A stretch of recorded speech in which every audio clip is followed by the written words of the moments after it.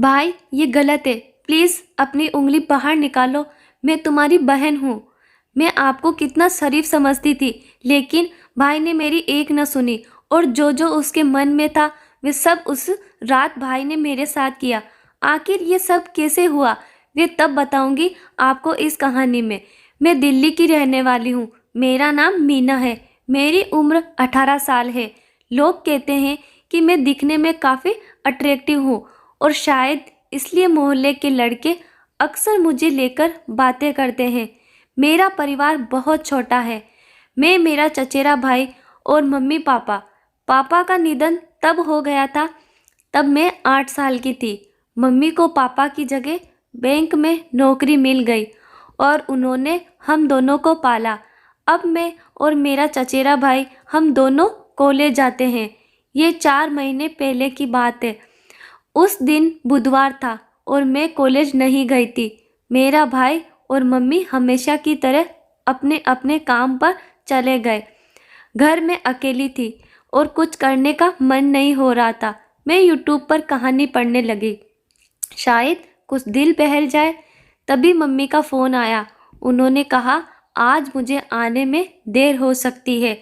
मैंने कहा ठीक है मम्मी, आप आराम से आओ। उसके बाद ना जाने क्यों मन बहुत खाली खाली सा लगने लगा।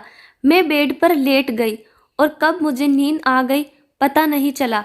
अचानक से मेरी नींद खुली पर मैं हिल नहीं पा रही थी। मुझे लगा जैसे कोई मेरे पास बैठा हुआ है। मुझे महसूस हुआ कि कोई धीरे धीरे अपनी उंगली से मुझे टच कर रहा है।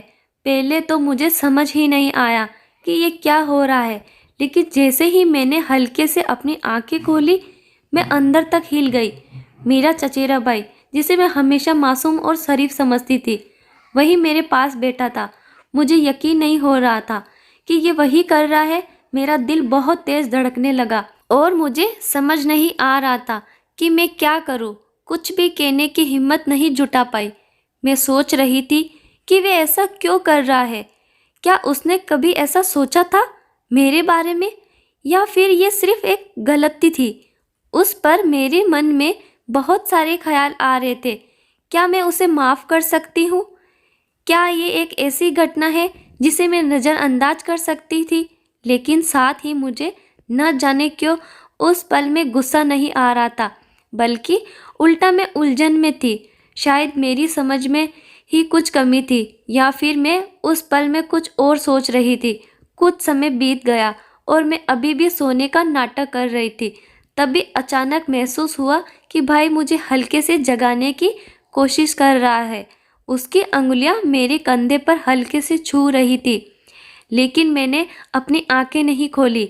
मैं जानती थी कि मैं पूरी तरह से जाग रही हूँ, लेकिन वह शायद सोच रहा था कि मैं गहरी नींद में हूँ। धीरे धीरे उसकी हरकतें बढ़ने लगी। पहले जहाँ वह बस हल्का स्पर्श कर रहा था, अब उसकी हिम्मत और बढ़ने लगी थी। मैं समझ नहीं पा रही थी कि वे क्या कर रहा है या क्या करना चाहता है, लेकिन मैं चुपचाप देख रही थी। मेरे मन में कई सवाल उठ रहे थे। ये मासूम भाई अचानक इतना बदल कैसे गया? उसने ऐसा क्यों किया? मैं समझ नहीं पा रही थी कि वे मुझे नींद में क्या खिलाने की कोशिश कर रहा था। मेरे होठ बंद थे, लेकिन फिर भी उसने कोशिश की कि मैं कुछ खा लूँ। मैं सोते हुए जानबूझकर अपने होठ थोड़े से खोल दिए। मैंने ऐसा महसूस कराया जैसे मैं नींद में हूँ और मेरे होठ अपने आप खुल गए। उस पल में मेरे अंदर एक अजीब सी घबराहट थी, लेकिन मैंने उसे जाहिर नहीं होने दिया। अचानक मेरे फ़ोन की घंटी बजने लगी। उस आवाज़ से माहौल पूरी तरह बदल गया। भाई तुरंत डर गया और घबराकर दूर से हो गया। वह इतनी तेज़ी से उठा कि मैं समझ गई उसके दिमाग में भी डर था कि कहीं मैं जाग न जाऊं। मैं फ़ोन उठाया तो देखा वह मेरे बॉयफ्रेंड का कॉल था। इसको भी इसी समय कॉल करना था। मैंने मन में ही सोचा। मैंने फ़ोन उठाकर बड़ी मुश्किल से अपने बॉयफ्रेंड को समझाया कि मैं घर के काम में बिजी हूँ। उसका मूड भी शायद कुछ और बातें करने का था, लेकिन मैं जल्दी से कॉल कट किया। अब मेरा ध्यान फिर से भाई की तरफ था, लेकिन वे कमरे से चला गया और मैं सोने लगी। क्या मैं उसे इस बारे में बात करूं या उसे अनदेखा कर दूं? बहुत देर तक मैं अपने विचारों में उलझी रही। मैंने सोचा कि अगर मैं इस पर कुछ नहीं कहूँगी तो शायद ये घटना फिर से हो सकती है, लेकिन अगर मैं उसे कुछ कहती हूँ तो हमारे बीच का रिश्ता हमेशा के लिए बदल जाएगा। फिर मुझे और रहा नहीं गया। मेरे मन में उथल पुथल मची हुई थी और मैं भाई से बात किए बिना खुद को रोक नहीं पा रही थी। उसके कमरे की तरफ बढ़ी। भाई का अलग कमरा है जहाँ वह अक्सर जाकर पढ़ाई या कुछ और करता है। मुझे समझ नहीं आ रहा था कि मैं उससे क्या कहूँगी या किसी तरह इस पूरे वाक़या का सामना कैसे करूँगी। जब मैं भाई के कमरे के पास पहुँची तो दरवाज़ा आधा खुला हुआ था। मैंने धीरे से अंदर झाँक जो मैंने देखा उससे मेरी आंखें पूरी तरह से चौड़ी हो गई। भाई बेड पर लेटा हुआ था और वह अपने हाथों से कुछ ऐसा कर रहा था जिसे मैं अब तक सिर्फ एक बच्चे की तरह देखती थी। वह ऐसा कर सकता है, मैंने कभी नहीं सोचा। 1 मिनट तक बस दरवाजे पर खड़ी देखती रही। मेरे दिमाग में कई सवाल उठ रहे थे। आखिर उसे क्या हो गया है? क्यों वह सच में ऐसा कर रहा है या फिर किसी भ्रम में हूँ? मैं खुद को शांत करने की कोशिश की, लेकिन मेरी आंखें उसी पर टिकी हुई थी। मुझे पता था कि मुझे कुछ करना चाहिए, कुछ कहना चाहिए, लेकिन मेरे अंदर से आवाज़ नहीं निकल रही थी। जिस भाई को अब तक मासूम समझती थी, वह मेरे सामने बिल्कुल अलग रूप में था। इस हालत में देखकर मुझे एहसास हुआ कि शायद उसने बचपन से कुछ ऐसा देखा या महसूस किया जिसके बारे में मैंने कभी सोचा ही नहीं। मेरे मन में उसके प्रति नफरत नहीं आई, बल्कि मैं उलझन में थी।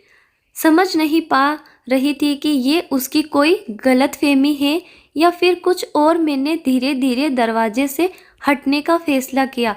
मुझे नहीं पता था कि अगर मैं उसे इस हालत में टोकूंगी तो हमारे बीच क्या होगा। मैं मन ही मन सोचने लगी कि उसने मेरे साथ कुछ गलत कर दिया तो, उतरने में उसने मुझे देख लिया तो, और वही हुआ जिसका मुझे डर था। भाई को मुझे देखकर रहा नहीं गया और उसने मेरे पास आकर वह किया जो वह न जाने कितने दिनों से करने की तमन्ना थी। उसने आज वो सब मेरे साथ किया और मैं भी मदहोश हो गई। फिर हम दोनों मम्मी का जाने का वेट करते थे और फिर रोज का चलने लगा। एक दिन मुझे कमजोरी और थकान सी लगने लगी तो हम दोनों डॉक्टर के पास गए और जब हमने चेकअप कराया तो पता चला कि मैं प्रेग्नेंट हूँ। तो पहले तो हम घबरा गए, फिर उसने मुझे हिम्मत दी और कहा कि तुम परेशान मत हो, अब हम शादी कर लेंगे। और जब ये बात मम्मी को पता चली तो मम्मी ने मुझे बहुत मारा और कहा कि निकल जाओ मेरे घर से। तो हम दोनों ने शादी कर ली। मुझे पता है कि हमने ये गलत किया, लेकिन जब हम दोनों ने हद पार कर दी तो इसके अलावा कोई रास्ता भी नहीं था। तो दोस्तों, मिलते हैं ऐसी इंटरेस्टिंग स्टोरी के साथ। आपको कहानी अच्छी लगे तो लाइक एंड शेयर ज़रूर कर दे। अगर आपने अभी तक हमारे चैनल को सब्सक्राइब नहीं करा तो सब्सक्राइब कर दे।